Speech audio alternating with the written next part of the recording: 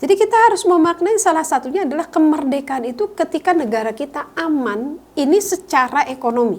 Tapi Nabi Ibrahim alaihissalam juga berdoa supaya negerinya itu, di mana beliau meninggalkan anaknya bayi, beliau juga berdoa supaya negerinya itu Rabbij'al hadza baladan aminan wajnubni wa baniya an na'budal asnam.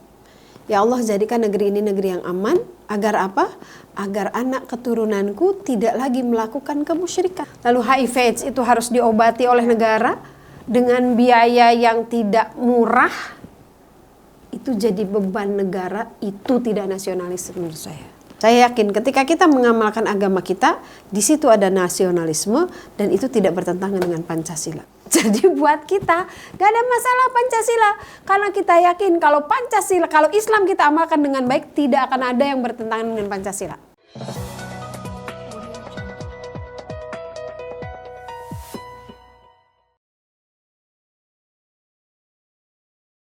Bismillah, Assalamualaikum warahmatullahi wabarakatuh. Kembali bersama channel RQB TV, Rumah Quran Berkah untuk hidup yang lebih berkah. Alhamdulillah, pada siang hari ini kita bertemu pada podcast episode pertama, yaitu bersama narasumber kita, Ibu Dr. Anda Haja Yusufi Jatiningsih MPD, seorang praktisi di bidang pendidikan, Direktur Perguruan Qiyah Baitus Salam, serta pembina Pondok Quran Berkah. Tema pada hari ini yaitu mengenai pendidikan dan kemerdekaan. Assalamualaikum Bu Sufi. Waalaikumsalam warahmatullahi wabarakatuh. Masya Allah, bagaimana kabarnya Ibu pada hari Alhamdulillah, ini? baik-baik. Kak Esa gimana kabarnya? Alhamdulillah baik juga Alhamdulillah. Ibu, Masya Allah. Lagi rame apa nih sekarang? Lagi rame apa ya Bu? Iya nih Bu, ada fenomena ya yang kemarin viral menuju hari ulang tahun kemerdekaan Republik Indonesia ya Bu Sufi. Ngomong-ngomong kemerdekaan, Bu Sufi kalau misalnya menuju 17 Agustus, kira-kira momen apa nih yang mau dilakukan? Sebagai bangsa Indonesia, umumnya kita tahu ya kalau menghadapi Hari Raya Kemerdekaan itu semua sibuk. Betul. Kalau bahasa saya, kalau mau ulang tahun saya tuh sibuk banget. Karena ulang tahun saya 16 Agustus. Iya, Masya Allah. Jadi semua jalan dicat, bendera dipasang di mana-mana, umbul-umbul dan seterusnya. Itu fenomena atau sebuah budaya yang bagus ya sebetulnya. Ketika kita diingatkan pada momen kemerdekaan, tentunya kebahagiaan itu harus ditampakkan. Kita sudah 79 tahun merdeka, ceritanya kita merdeka. Dengan kebahagiaan yang di masyarakat ditunjukkan dengan berbagai aneka lomba dan seterusnya. Keramaian itu menjadi bagian dari ekspresi kebahagiaan sebagai sebuah bangsa yang merdeka. Menurut saya sangat positif. Walaupun kemudian kita harus bisa lebih dalam lagi gitu ya, memahami kemerdekaan itu seperti apa. Kalau dulu kita lihat perjuangan para pahlawan, para pendahulu kita dalam merebut kemerdekaan itu, kalau kita lihat merdeka yang diharapkan oleh para pahlawan itu kan mereka menjadi sebuah bangsa. Betul. Yang punya kedaulatan dan kemandirian untuk mengelola negaranya sendiri. Kalau dalam konteks masyarakat keislaman supaya mereka bisa mengamalkan peribadatannya, kemudian bisa menentukan arah hidup bangsanya mau kemana, tidak dalam kontrol penjajah. Karena ketika dalam kontrol penjajah ya tidak bisa menentukan kan, tidak bisa menentukan kita ini mau seperti apa, bagaimana kewenangan kita terhadap kekayaan alam kita, bagaimana kewenangan kita terhadap sumber daya manusia yang kita kelola. Maka hari ini ketika kita memperingati kemerdekaan, yang tidak boleh kita lupa itu adalah bahwa kemerdekaan itu sejatinya adalah untuk meningkatkan taraf hidup kita sebagai bangsa kan. Sebagai sebuah nation di mana di situ ada penduduknya, ada kekayaan alamnya dan seterusnya, kita punya kedaulatan untuk mengelolanya secara optimal tanpa intervensi yang membuat kita terkekang Penjajahan itu kan membuat kaki kita tuh, kita tetap ada di negeri ini, ada di bangsa ini, tapi kita kayak nggak bisa ngapa-ngapain gitu kan, karena kita tidak punya kemerdekaan untuk itu. Oleh karena itu mungkin selain bukan huru hara ya, hiruk pikuk gitu ya, selain hiruk pikuk perayaan-perayaan itu, di masyarakat maka memperingati kemerdekaan ini harus menjadi sebuah proyek nasional. Sekarang juga proyek nasional sih ya, di setiap RT, RW, semua seluruh Indonesia pasti ada sebagai sebuah ekspresi kebahagiaan. Tapi secara nasional mungkin kita perlu mengevaluasi, benarkah kita sudah merdeka? Ketika misalnya angka pendidikan di kita tuh yang mahasiswa aja Mbak Esa ya, di Indonesia tuh baru 3% loh. Kebayang nggak tuh? Anak-anak lulusan sekolah menengah atas 97%-nya kemana mereka gitu? Kalaupun diserap oleh dunia kerja, apa sih yang mereka kerjakan gitu kan? Kebayang kan? Angka buta huruf, kemudian belum lagi dalam tanda kutip gaya hidup kita itu benar-benar, ya hampir semuanya mungkin ya, distir oleh budaya yang kemudian menyerang kita. Mungkin sekarang penjajahannya bukan penjajahan fisik yang harus kita usir dengan senjata, dengan bambu runcing gitu ya. Tapi ketika kita terkungkung dalam cara berpikir bahwa hidup saya tuh harus seperti mereka, hidup saya tuh harus dengan style mereka, hakikatnya kita belum merdeka sih kalau menurut saya. Ketika kita masih tergantung kepada orang lain gitu. Makanan rakyat kita kebanyakan apa sih, tahu tempe ya. Tapi ternyata kedelainya masih banyak impor ya. Betul. Padahal di kita kan bisa nanam di mana aja kan ya, di pot aja kita bisa kayaknya nanam kedelai tempe itu. Makanan budaya masyarakat kita kalau pagi-pagi kalau nggak makan gorengan tuh kayak dosa gitu. Maka konsumsi tepung terigu, apalagi sekarang ada tren cilor, apalagi cireng gitu ya, gitu-gitu. Yang sago-sago itu kan makanan Indonesia banget, tapi kita butuh dari luar gitu. Kita merdeka nggak sih kalau kayak gitu?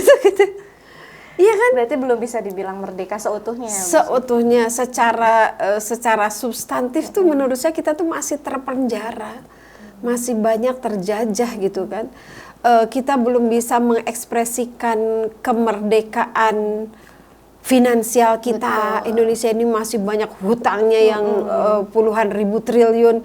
Itu sampai berapa turunan kali ya kita ya? Belum bisa memaksimalkan potensi di negara kita masih sendiri terkungkung oleh, namanya orang banyak utang kan kagak bisa ngapa-ngapain ya. Kalau kita punya banyak utang, pengen ganti mobil, ganti HP, kan kita punya beban.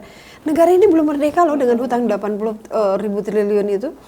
Kita masih nggak bebas bergerak kan. Kita belum punya kemerdekaan ekonomi. Kita belum punya kemerdekaan intelektual. Orang sekarang boleh ngomong apa aja. Tapi ketika dia menjadi sebuah produk intelektual, dia menjadi sebuah produk kecerdasan anak bangsa, belum terakomodir kan ya? Iya, belum. Penemu nano tuh orang Indonesia katanya ya? Betul. Tapi malah orang lain yang pakai. Mr. Crack itu presiden kita kan ya? B.J. Habibie yang menemukan teori crack pesawat itu.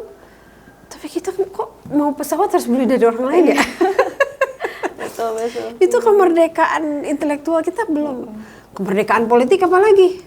Kita belum punya kekuatan untuk mengekspresikan keberpihakan politik kita.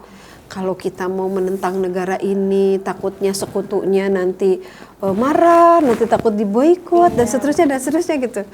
Padahal katanya kalau negara lain, kalau kita diboikot sama orang tuh, orang Indonesia masih bisa hidup dah. Iya kan? Betul. Lautan ada, kita punya garam. Tanahnya subur. Kalau kata Kus Plus mah tongkat dan kayu jadi tanaman, kan gitu kan? Tapi nyatanya kan nggak seperti itu. Kita masih punya berpikir kalau kita diboikot sama orang nanti kita nggak akan bisa hidup loh. Nanti roda kehidupan bernegara kita mandek loh. Padahal sebaliknya, kalau negara luar diboikot oleh Indonesia. Iya. Coba, ada berapa banyak produk-produk dari luar yang membanjiri Indonesia, yang mereka kemudian mendaur, mengeruk harta kekayaan sakunya masyarakat Indonesia gitu. Coba mereka diboikot. Mereka kehilangan sekian ratus juta pasar gitu. Betul, maksudnya. Jadi kita tuh punya kekuatan sebetulnya, tapi kita belum merdeka. Kita pun masih pikirnya kalau kita diboikot orang nanti kita nggak bisa hidup. Salah. Kita mah diboikot masih bisa makan, ikan Iya. banyak, garam ada, nanam gula ada, apa ada kan kita mah.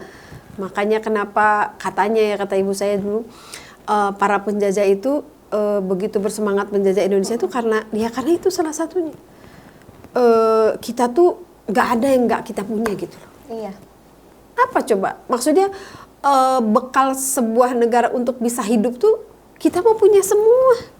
Mulai dari aneka jenis tambang, tanaman, kekayaan laut. Wih, Masya Allah. Bahkan negara yang tidak punya apa yang kita punya aja bisa lebih maju dari kita. Iya gitu, mereka kan merdeka Iya, banget betul. itu, tidak tergantung kepada Tidak tergantung negara pada negara lain gitu kan, mereka bisa memakmurkan rakyatnya, padahal mereka sawahnya cuma seuprit gitu kan gitu. Ada yang bahkan nggak punya Iya, sumber daya alam sama nggak punya sekali. sumber daya alam gitu, tapi mereka bisa merdeka. Nah mungkin esensi kemerdekaan ini yang perlu difahamkan kepada kita, kepada masyarakat bahwa ketika kita hidup di bangsa ini tidak cukup sekedar kita kenyang, kan mungkin masyarakat orang bisa, alah mikirnya jauh-jauh banget lah, yang penting kita kenyang lah, yang penting kita bisa makan gitu kan, anak saya bisa sekolah, BPJS saya bisa kebayar gitu ya, ya alhamdulillah sih ya segitu juga.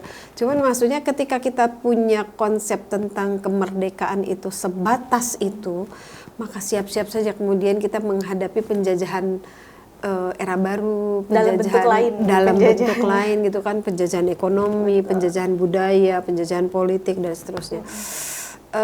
Masih banyak PR lah ya, 79 tahun. Padahal kalau manusia tuh 79 tahun tuh udah gitu. Tinggal menikmati udah, kayaknya, Bu. udah tua banget gitu ya. Iya. Tapi alhamdulillah insyaallah. Jadi gimana nih Bu Sufi, cara kita dan masyarakat untuk memaknai kemerdekaan Indonesia? Jadi seperti saya katakan tadi ya, kemerdekaan itu ketika negara kita tuh aman. Ya, kalau kita lihat di Al-Quran ya, kayaknya ya saya belum mempelajari juga ya kitab-kitab lain ya, tapi dengan penuh kebanggaan gitu, dengan penuh takzim kita dan bersyukurnya kita kepada Allah Subhanahu wa taala, kita diberikan agama yang kitab sucinya itu sangat komprehensif ya. Islam semuanya ini tuh ada, adalah gitu. betul. Bahkan Islam ini mengajarkan kepedulian kepada negara tempat tinggalnya gitu. Saya nggak tahu ya, mungkin teman-teman di teman-teman di agama lain bisa sharing ya, ada nggak di kitab sucinya itu yang membahas tentang apa sih sejatinya obsesi kita tentang sebuah negara gitu ya. Jadi kita memaknai kemerdekaan itu adalah ketika kemerdekaan itu membuat kita aman hidup di negeri ini gitu. Doanya Nabi Ibrahim alaihissalam di surat Al-Baqarah ayat 126. Ketika Nabi Ibrahim berdoa, Rabbij'al hadza baladan aminan. Ya Allah, jadikanlah negeri ini negeri yang aman. Kalau dilihat, ya itu mah hanya sepenggal doa lah gitu ya. Tapi coba kita maknai. Pada saat Nabi Ibrahim alaihissalam menempatkan putranya Ismail alaihissalam serta istrinya di lembah Mekah, lalu beliau berdoa, ya Allah, jadikan negeri ini negeri yang aman. Itu kan artinya sebuah konsep yang sangat futuristik ya. Sama halnya seperti para pahlawan kita kan, ketika mereka memperjuangkan kemerdekaan, sesungguhnya mereka menginginkan situasi yang aman, di mana anak cucunya bisa ibadah dengan tenang, bisa belajar dengan tenang, bisa mencari penghidupan dengan tenang kan gitu. Itu diajarkan oleh Allah lewat doanya Nabi Ibrahim alaihissalam. Ya Allah, jadikanlah negeri ini negeri yang aman. Bahkan secara spesifik Nabi Ibrahim alaihissalam menyebutkan warzuq ahlahu minas samarat man amana minhum billahi wal yaumil akhir. Jadi kita harus memaknai salah satunya adalah kemerdekaan itu ketika negara kita aman, ini secara ekonomi. Ini kan Minas samarot itu representasi pangan. Iya. Representasi pangan, karena unsur kehidupan pertama sebelum apapun itu kan pangan. Jadi kalau sebuah negara pangannya aman, itu relatif lah ya, relatif masalah-masalah yang lain bisa digarap kemudian gitu. Kita ngegarap pendidikan tapi kelaparan semua gitu kan nggak bisa. Kita garap kesehatan tapi kelaparan gitu. Kita ngegarap masalah lain ketika perut masyarakatnya nggak aman. Maka yang pertama kali harus difikirkan itu adalah bagaimana kemerdekaan dalam masalah sandang, pangan, ekonomi lah ya, dalam masalah ekonomi. Ini kalau kita belajar dari Al-Quran. Sehingga ya kita juga udah lah ya memperjuangkan ekonomi tentu gitu kan. Tapi ternyata Nabi Ibrahim alaihissalam tidak hanya mendoakan agar negaranya aman secara ekonomi, tapi Nabi Ibrahim alaihissalam juga berdoa supaya negerinya itu di mana beliau meninggalkan anaknya bayi, beliau juga berdoa supaya negerinya itu Robbij'al hadza baladan aminan wajnubni wa baniya an na'budal asnam. Ya Allah, jadikan negeri ini negeri yang aman, agar apa? Agar anak keturunanku tidak lagi melakukan kemusyrikan. Ketika ekonominya aman, perutnya aman, tapi kemudian spiritualnya nggak aman, mental psikisnya nggak aman, maka kekayaan ekonomi sebanyak apapun bisa hilang dan bisa habis.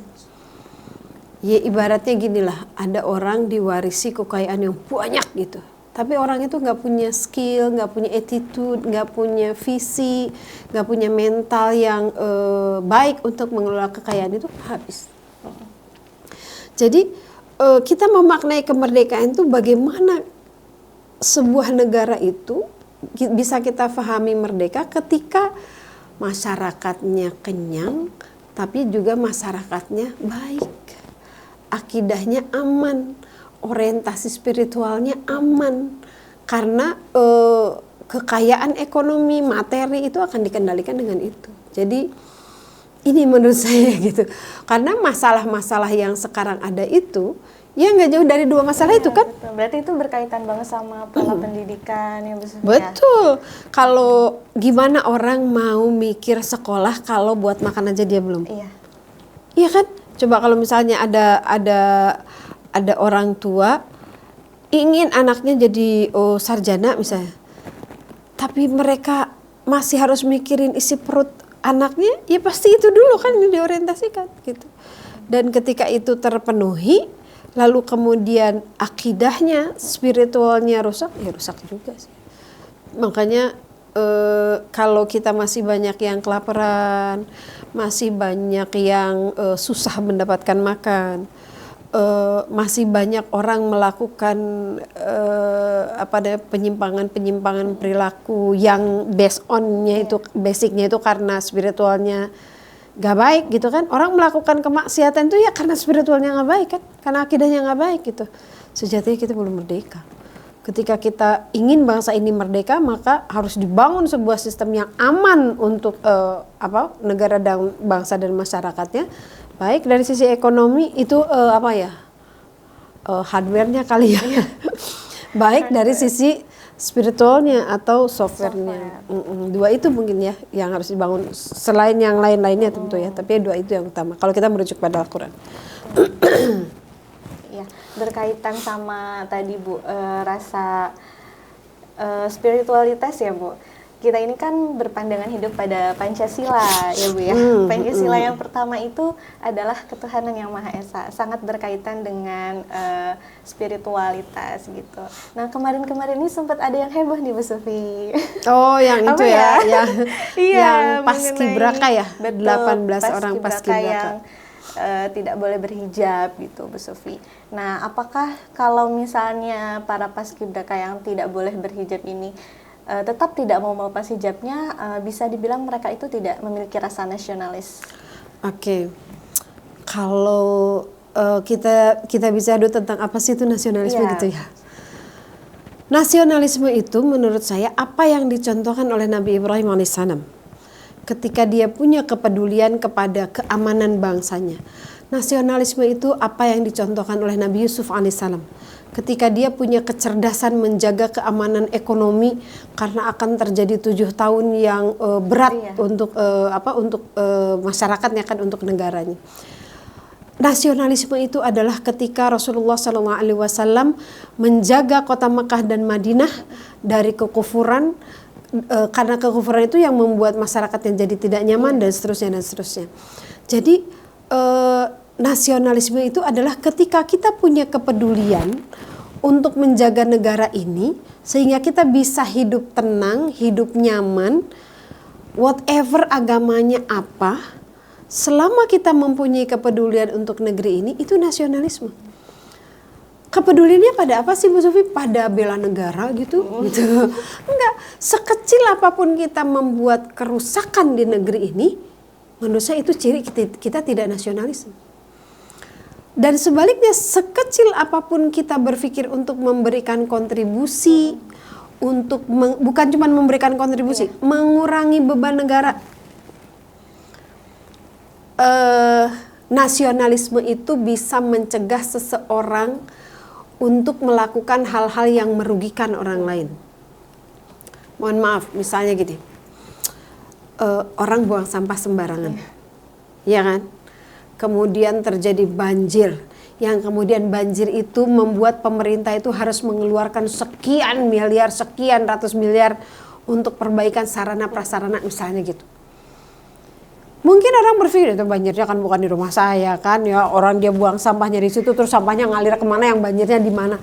Itu menurut saya tidak peduli lingkungan dalam skala besar nasionalisme. Ketika seorang berpikir ini kan badan-badan gue, terserah gue deh mau dipakai apa, terus tiba-tiba dia HIV AIDS, lalu HIV AIDS itu harus diobati oleh negara dengan biaya yang tidak murah, itu jadi beban negara, itu tidak nasionalis menurut saya. Jadi pada saat kasus kemarin gitu ya, kalau dia nggak mau ngebuka jilbabnya berarti dia tidak mengikuti aturan BPIP, Badan Pembina Ideologi Pancasila. Apakah dengan menanggalkan jilbabnya itu berarti dia tidak nasionalisme? Dilihat dulu, kira-kira kerugian negara tuh apa sih kalau paskibraka itu menanggalkan memakai jilbab? Ya kan? Bukannya anak-anak yang berjilbab itu terlihat lebih sopan? Bukannya anak-anak yang berjilbab itu berusaha untuk mencegah dirinya dari keburukan-keburukan, walaupun sekarang nggak jaminan juga ya. Ada juga yang kemarin-kemarin kasus kemarin terakhir anak 10 tahun berzina massal dengan teman-temannya, itu juga berjilbab juga. Tapi paling tidak gitu kan ya, ketika mereka menutup aurat itu, kalau di-compare ya, maksudnya mengabaikan hal-hal yang lainnya, kalau di-compare gitu, mana sih yang lebih aman gitu, iya kan? Iya. Jadi saya berpikirnya agak, apakah nasionalisme itu ketika pasukan paskibraka itu kan alasannya biar seragam. Katanya gitu. Emang kalau nggak seragam negara ini ruginya apa gitu kan? Kenapa jadi marah ya? Sabar Usul. Jadi buat saya tuh alasannya ya Allah, cetek banget gitu ya, kan? Nasionalisme itu nggak sesederhana itu gitu, cuman dipandang seragamnya kan nanti bagus gitu. Buktinya muncul tuh di media-media sekarang ya, pasukan 17845 semua pakai jilbab, bagus, iya kan? Iya. Ketika anak-anak itu kan jadi paskibraka tuh saya kan dulu ngalamin, cuman pas mau bertugas saya tereliminir karena tinggi badan saya.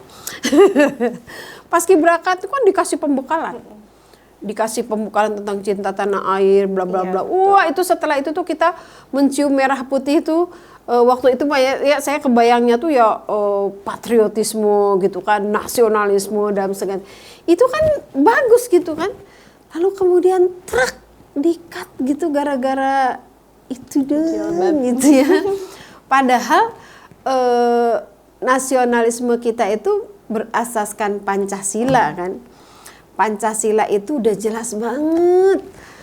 Kalau di pembukaan undang-undang tuh latar belakangnya seperti apa kan udah jelas banget ya. Sila pertamanya ketuhanan yang Maha Esa. Kita menerjemahkan esanya itu adalah tauhid. Dan tauhid itu kita meyakini bahwa Allah itu berhak memerintahkan kita seperti apa dan kita berkewajiban mentaatinya. Dan menutup aurat itu bagian dari ibadah kita. Di pasal 29 ya, di pasal 29 itu kan jelas di situ tertulis. Negara harus menjamin. Lah ini mau minta jilbabnya juga kagak sama mereka kan ya, tinggal pakai diizinkan aja. Kan menjamin keamanan. Tapi sebaliknya ketika kita mengamalkan agama kita lalu kemudian menimbulkan kemadorotan kepada bangsa ini, itu yang harus dipertanyakan. Karena kalau kita punya keyakinan agama kita itu rahmatan lil alamin. Kalau kita benar menjalankan agama, maka yang multiplier efeknya itu ya semua kebaikan gitu. Kalau kita merasa mengamalkan agama tapi kemudian ada multiplier efek yang negatif dirasakan oleh orang lain, itu harus tanda tanya tuh, bener nggak mengamalkan agamanya gitu. Jadi nggak ada masalah menurut saya antara Pancasila dan Islam tuh nggak ada masalah. Ketika kita mengamalkan agama kita, saya yakin ketika kita mengamalkan agama kita, di situ ada nasionalisme dan itu tidak bertentangan dengan Pancasila. Apa coba yang bertentangan Jadi dengan tidak Pancasila? perlu dipisahkan ya Bu Suti. Tidak perlu dipisahkan. Tapi kan di dalam Islam tuh kan ada jihad gitu kan.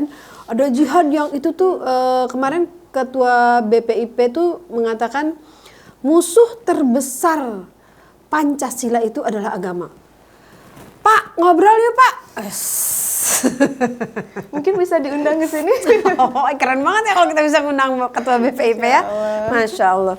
Jadi saya kaget banget tuh dengar pernyataan itu. Musuh besar, musuh besar apa musuh utama sih bilangnya? Musuh utama. Musuh utama ya. Musuh utama Pancasila itu adalah agama. Saya tuh bertanya-tanya, nih orang punya agama nggak sih? Kalau kesimpulan dia sebagai ketua Badan Pembina Ideologi Pancasila, lalu dia merasa bahwa agama itu musuh utamanya, harusnya kan dia nggak boleh beragama dong. Iya. Cukup berpancasila aja, iya kan? Seolah-olah Pancasila jadi di atas agama buat dia kan gitu. Karena begitu ada agama, akan kacaulah Pancasila, akan rusaklah Pancasila. Saya nggak ngerti tuh. Saya nggak tahu ya, belum pernah lihat KTP-nya sih. Ada yang lihat KTP-nya nggak? Beliau agamanya apa? Ketika dia bilang harus ada sekularisasi walaupun bukan sekularisme. Jadi harus ada pemisahan katanya gitu. Ketika agama melakukan pemisahan dengan nasionalisme, dengan kehidupan bernegara, kalau saya secara pribadi itu mempertanyakan agamanya benar apa enggak. Karena agama kita mengajarkan sesuatu yang komprehensif. Bahkan di dalam fikih jihad dalam pengertian jihad fisik ya. Karena jihad itu enggak harus perang. Ketika kita bersungguh-sungguh menjadi pelajar yang baik, itu juga jihad. Iya, betul. Ketika kita bersungguh-sungguh menjadi karyawan, menjadi guru, menjadi apa yang baik, menjadi aparatur negara yang baik, itu juga jihad. Ketika kita berada di dalam koridor kebaikan, kebenaran, itu juga jihad. Di dalam fikih jihad itu, jihad dalam pengertian berperang, itu di dalam fikih Islam itu bisa fardu ain, bisa fardu kifayah. Dua itu. Kapan fardu ain?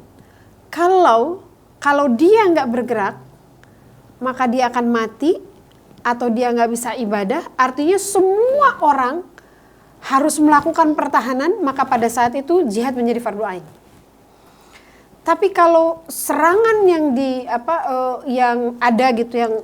terjadi itu adalah membahayakan sebagian dari negara ini baik secara teritori maupun hukum dan seterusnya, dan bisa diselesaikan oleh sebagian orang. Misalnya kalau di negara kita yang perangnya tuh cukup TNI-nya misalnya gitu, maka menjadi fardu kifayah kita punya TNI gitu. sekomprehensif itu di dalam Islam. Jadi kalau kita mau memisahkan urusan agama dengan urusan bernegara, karena kan Pancasila itu adalah ideologi bernegara, iya wassalam Pak, kita mah udah selesai bab itu Pak. Jadi buat kita gak ada masalah Pancasila, karena kita yakin kalau Pancasila, kalau Islam kita amalkan dengan baik, tidak akan ada yang bertentangan dengan Pancasila. Ayo Pak, diskusi Pak. Gitu Kaisa. Iya. Mudah-mudahan lah kasus ini bisa menjadi pelajaran ya, baik buat kita sebagai masyarakat maupun para pemangku kebijakan terutama di BPIP. Jadi kan akhirnya tertangkap kesan gitu, lah ini katanya BPIP, tapi kok malah tidak, gitu kan, betul, malah jadi kayak nggak Pancasilais gitu, ketika tidak memberikan jaminan kemerdekaan berekspresi beribadah kepada warga negaranya sesuai dengan agamanya masing-masing, dan itu dilindungi oleh Undang-Undang Dasar kan gitu. Jadi siapa yang harus dibina ideologi Pancasila? Aduh maaf ya Pak ya. Insya Allah. Oke, insya Allah. Jadi harapan Ibu untuk momen kemerdekaan ini nih Bu, berkaitan dengan pendidikan itu seperti apa? Iya, terkait dengan pendidikan ya. Kalau saya sih berharap di kemerdekaan ini menjadi momen ya, menjadi momen kita untuk melakukan refleksi ya. Kenapa kita khusus perlu menyoroti khusus di dunia pendidikan ya? Karena kalau kita lihat ya, founding father kita itu kebanyakan adalah orang-orang yang educated. Iya. Orang-orang yang sangat terdidik gitu. Karena pendidikan itulah yang membuat orang mempunyai cakrawala berpikir yang baik, yang objektif, yang komprehensif, sehingga dia bisa memandang persoalan itu secara lebih luas. Maka PR dunia pendidikan di hari kemerdekaan itu, bagaimana dunia pendidikan itu mampu menjadikan anak-anak Indonesia yang bersekolah lah khususnya, walaupun pendidikan itu kan nggak melulu tentang sekolah ya. Bagaimana pendidikan itu bisa mencerahkan pemikiran warga negara Indonesia ini, sehingga dia mempunyai kemerdekaan personal yang kemudian bukan artinya kemerdekaan itu bebasnya gitu.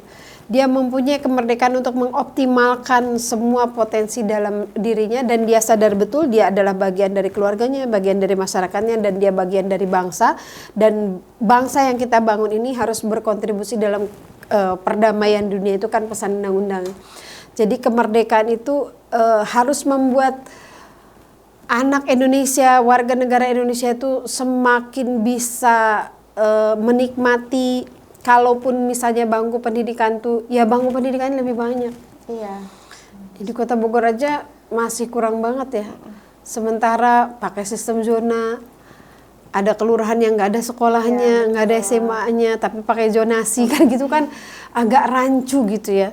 Ketika kebijakan-kebijakan semua pakai sistem komputer dan lain-lain, sementara masih ada yang sekolah di masih di daerah-daerah yang mereka harus melewati sungai dulu, boro-boro kepikiran punya laptop, punya HP gitu kan, mereka bisa beli sendal buat ke sekolah aja juga masih ada kan yang begitu. Di banyak sisi di dunia pendidikan kita masih belum merdeka.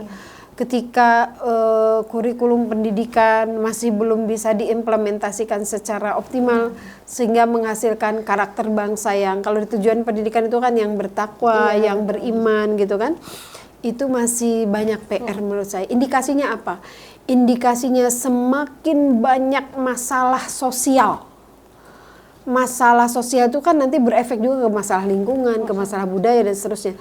Makin banyak masalah-masalah yang ditimbulkan oleh kualitas-kualitas warga negara yang tidak baik, itu ukuran pendidikan kita belum berhasil. Iya.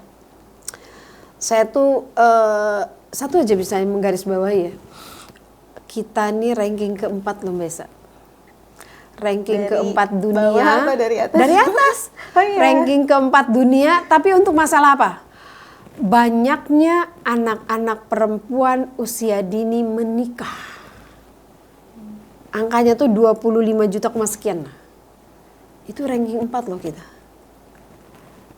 Kalau ini kita ngebayangin secara teknik aja ya. Iya. Di bawah umur itu kan konotasinya di bawah 18 tahun ya. Betul. Taruhlah ada anak 16 tahun dan itu sudah banyak banget ya di media massa. Dokter-dokter obgyn tuh sekarang pada pada bersuara ya. Mereka kan menemukan fakta-fakta gitu. Anak 14 tahun udah hamil 8 bulan, anak kelas 1 SMP udah hamil 7 bulan. Itu kan udah faktanya begitu. Kira-kira harapan kualitas hidup seperti apa yang akan mereka dapatkan di usia 14 tahun, 15 tahun mereka hamil. Dan biasanya setelah lahir beberapa bulan kemudian setelah dikawinkan terus laki-lakinya pergi. Jangankan mikir tuh bayinya ya, kualitas ke depan seperti ini, mikir emaknya tuh gimana coba? Kebayang nggak? 25, sekian juta anak Indonesia nikah di bawah umur dan sebagian besar kasusnya itu adalah karena hamil di luar nikah. Di tahun 2021 angka yang meminta permohonan dispensasi nikah di bawah umur itu ada 59.973 orang. Taruhlah 60.000. 60.000 anak usia dini mengajukan dispensasi nikah di bawah umur, itu artinya apa? Artinya ada 60 laki-laki, nggak tahu di bawah umur atau bisa jadi kan mereka laki-laki dewasa atau udah nikah. Ada 60.000 laki-laki yang menzinahi perempuan di bawah umur. Itu artinya ada 60.000 perempuan di bawah umur yang hamil. Artinya ada 60.000 calon bayi anak Indonesia yang lahir dari pasangan seperti itu. Kira-kira itu lepas dari takdir Allah kan bisa macam-macam, itu lepas dari itu ya. Kira-kira kualitas generasi seperti apa yang ada? Itu PR pendidikan banget menurut saya. Ketika anak-anak yang kemarin kasus baru muncul tuh, anak yang 10 tahun udah hamil itu, dan ketika dia ditanya kata dokternya gimana rasanya, dokternya berpikir akan saya trauma dok gitu-gitu, ternyata dia bilangnya apa? Ternyata enak banget ya dok. Coba bayangin, itu kualitas pendidikan macam apa coba yang didapatkan oleh anak itu, baik dari sekolahnya maupun dari orang tuanya. 10 tahun tuh kelas 3 atau 4 SD ya. Bayang nggak tuh masa depannya kayak gimana? Ya walaupun kita nggak tahu ya, kali Allah punya takdir lain. Tapi kan kalau secara kalkulasi umum lah gitu ya. Ngeri banget pendidikan negara. Jadi pendidikan ini berhasil atau enggak, berhasil atau tidak di era kemerdekaan kita, itu indikasinya menurut saya itu seberapa banyak masalah-masalah sosial yang timbul. Karena masalah-masalah sosial itu adalah ekspresi dari kualitas pendidikan. Kalau masih banyak orang yang buang sampah sembarangan, berarti pendidikannya belum berhasil. Masih banyak orang yang berpikir bahwa kalau saya pergaulan bebas itu nggak ngapa-ngapain body saya, dia nggak berpikir bahwa itu ngefek kepada hutang negara, itu belum beres menurut saya. Iya, sepenting itu ya Bu pendidikan. Sepenting itu pendidikan itu dalam konteks nasionalisme, dalam konteks kemerdekaan itu pendidikan itu seperti itu gitu. Sehingga ketika muncul banyak masalah-masalah sosial, akhirnya kan memaksa pemerintah untuk menyelesaikan masalah-masalah sosial itu kan. Ya segimanapun adanya pemerintah itu pasti mereka punya niatan baik lah ya. AIDS tinggi gitu. Ayo kita turunin angka AIDS-nya, kan pasti mikirnya gitu dong. Tapi dalam membuat kebijakan menurunkan angka AIDS, itu juga yang jadi masalah. PP 282024 itu ya, oh ya Allah, itu kan mungkin dalam rangka untuk menurunkan yang begitu-begitulah. Sehingga salah satu sarana prasarana kesehatan masyarakat untuk anak sekolah dan usia remaja gitu kan ya, di PP-nya itu salah satunya disediakan alat kontrasepsi gitu kan katanya. Betul. Ya Allah. Itu juga termasuk yang kebijakan yang sangat kontroversial ya di masyarakat. Itu mungkin karena pemerintah